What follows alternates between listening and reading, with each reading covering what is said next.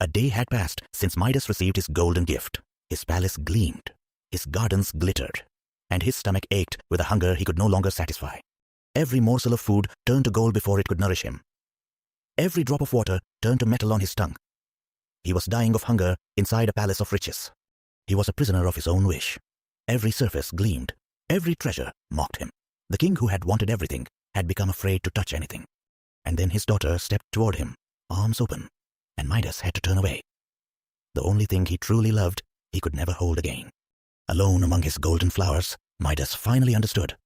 He had prayed for what he wanted, not for what he needed. And now he would starve in splendor. In his hunger and grief, Midas cried out to Dionysus, not for more, not for riches, but for forgiveness. He begged the god to take back the gift. Dionysus heard him. The god spoke, not with anger, but with the patience of someone who had known this moment was coming. Go to the river Pactolus, said Dionysus. Wade into its waters and wash your hands. The river will take the curse from you. Midas ran like a man who had not moved freely in years.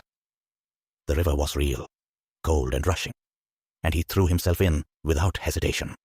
The golden power flowed out of him like heat leaving a wound, streaming into the river, turning the sand along its banks glittering gold. The curse was passing. He touched a stone. It stayed a stone. He touched the water, just water.